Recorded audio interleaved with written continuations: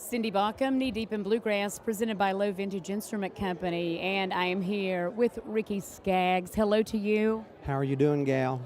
I am awesome, and I know you are. You're being honored twice this year with two of the most incredible honors that an artist can receive. Bluegrass Hall of Fame, Country Music Hall of Fame. Has that ever been done in the same year? Eddie Stubbs says it hasn't. He's the man in the know, and we got to be sure and add National Fiddlers Hall of Fame in too. Forgot to stick that one in there for this year, but yeah. And then Musicians Hall of Fame 2 years ago, and Gospel Music Hall of Fame about 4 or 5 years ago. It's really crazy, what's happened in the last few years. But these are tremendous honors, and I'm, very, very grateful for these two, especially the country music and the bluegrass. The Bluegrass Hall of Fame is special because it's the music I love. Not that I don't love country, but I love bluegrass, and I've played it all my life. It was the music of my youth, what I started playing. Everything that I've ever brought into country music has always had a bluegrass element. Can't change a leopard's spots. And so, I play with Bruce Hornsby. He comes into our camp, plays our music. And same way with Barry Gibb. We had him on the Opry. He didn't bring his band. He wanted to play with us, And so, it's just, it's really an honoring thing, and I'm thankful. Because you started so young, was there ever any question that music would be your life? I don't think so. I don't really think that there was ever a question about that. My mama was a very, very religious, spiritual woman, and she always said, would always tell me, honey, the Lord blessed you with music. Now that's what you're supposed to do. That you're supposed to play and sing. And I don't know that she was putting something on me like, a have to, but it was like, God has given you this talent, and what you do with it is up to you. You can do good with it, or you can do bad with it. And so I've always known, that I was blessed, and of course she always said I was special. Of course. Mamas do, Oh, yeah. but God's little specials. But I, it's funny. I look back at my life and I see all the years that doors opened for me that was just like, no way. I mean, 6-year-old getting to play with Bill Monroe, played his mandolin. 7 years old, Flatt and Scruggs television show. And then the next couple of years went by, and I meet Ralph and Carter, played with them in Olive Hill, Kentucky, back in my hometown area. And then a few years later, meet Keith, and then we re-meet Ralph again after Carter's passed on, and go and work in his band for the summer. We were out of high school, and so went back. And that was the longest year I've ever put in, having to go back to school, go back to high school, and know that they were playing all these great shows without me and Keith. They need us. But anyway, Ralph said, I want you boys to go get your good education now. Get your diplomas and stuff. And so anyway, that was great times for us. It was so, energetic and career building. I mean, it was just it was a boost to be able to play with Ralph, and then of course to go out and play with JD and Country Gentlemen, people like that too, and then Boone Creek, my goodness, and trend setting, a couple of albums that we did, and but then the whole thing with Emmy Lou, that kind of fell in my lap too, because I'd met her in Washington, D.C. when I lived up there working with the Country Gentlemen. I'd met her up there, and we got around to, just being good friends and singing together some, and so she called me to come work in a band, and I turned it down the first time because I said I want to have a band, I want to be in a band, and have kind of our own like partners and all that, and that was Boone Creek. So. But one of the main reasons I didn't want to go with her is because I was so afraid that I wouldn't get to sing.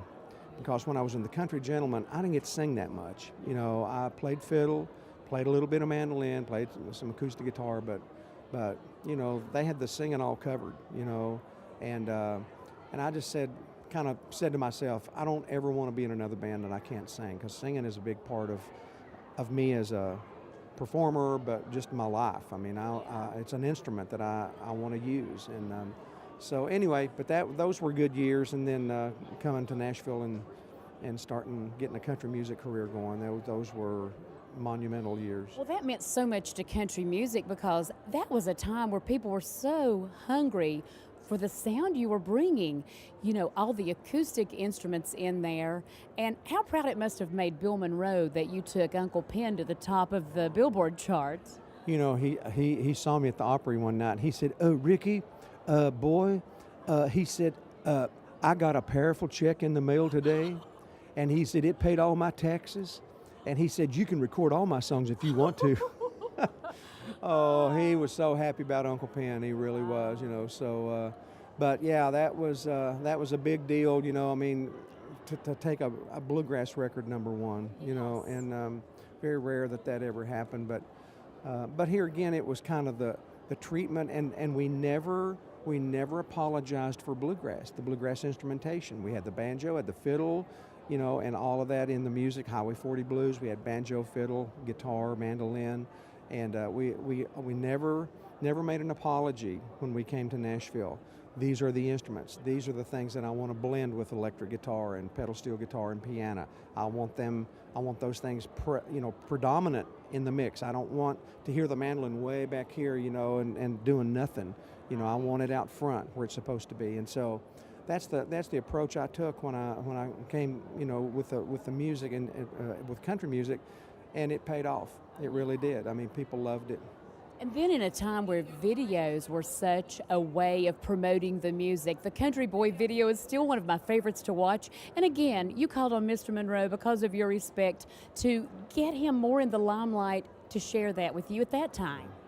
Well, I did. I wanted my fans that was coming on to me in the 80s. I wanted them to know who my heroes were.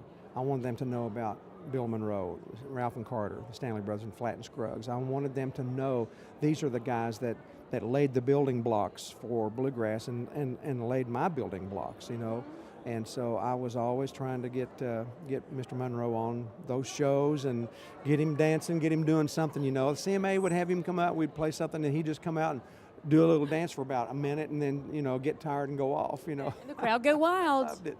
Well, before I let you go, you touched on it a little bit, but 7 years old on the Flatt and Scruggs TV show, it blew my mind how many years later you actually got to see that. You didn't watch it right after you recorded it.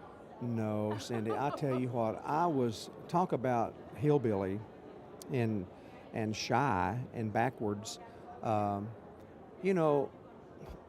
years old, we had television for maybe 2 or 3 years in the hills up there. And so I saw Bonanza. I saw people coming on TV, and it didn't bother me at all. I saw other shows. I even see music shows, Flatt and Scruggs show, and I'd see things like that. It didn't bother me. But when I saw myself walk out on screen on my television, Mom and Dad's TV, when I saw myself live there and live here, I freaked out. It was just more than this little mountain mind could comprehend, And so I ran into my bedroom, got under my bed. I didn't put my hand over my ears. I listened real good to what I was playing and singing, but I couldn't watch it. I just couldn't stand to watch it. And so they would put those shows in syndication. They would send them out to St. Louis to be the next night, maybe Kansas City, then maybe Memphis, then maybe Louisville, and come back to Nashville. And so a lot of times when those shows came back to Nashville, the guy with Martha White would erase over them to save money instead of having to buy a new tape. So there's so many of those shows that got erased over, and yeah, it is. And thank God, the guy that worked at WSM on the Flatt and Scruggs show, he was one of the cameramen, and certain shows that he saw that he thought he would like to just have a copy of, he would take home and copy them. He had a copy machine at home, and so he copied that show at home. brought the tape back. It still had the numbers and stuff on the bottom of it, you know, the sync numbers. And so anyway, when he died, his wife donated those shows to the Hall of Fame. So our friend, your friend of mine, Chet Rhodes from County Records, he was down there one day at the Hall of Fame at the library, and just asked if there was, you know, any new videos that you know might be interested in. They said, well, we just got some new Flat Scruggs things and some old things, you know, and he said, well, I'd like to look through them, you know. So he copied the ones that came in, and boy, when he saw mine, he said, I know Ricky's going to want a copy of that, you know. So he saw Sharon at the Opry a few weeks later and brought her a video cassette. And so we brought that tape home, and I had Molly and Luke at the house. I mean, they were just little kids then. And we all sat down together and watched that show, and watched me for the first time that I'd seen it since I was 7. Wow. And that was a treat. That was an amazing thing, because Molly was about the same age as me when I was on there. Wow.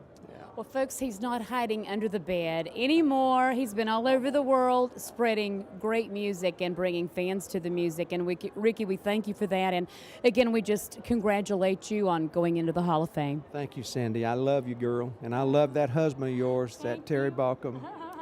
Thank you so much, Cindy Baucom, Knee Deep in Bluegrass.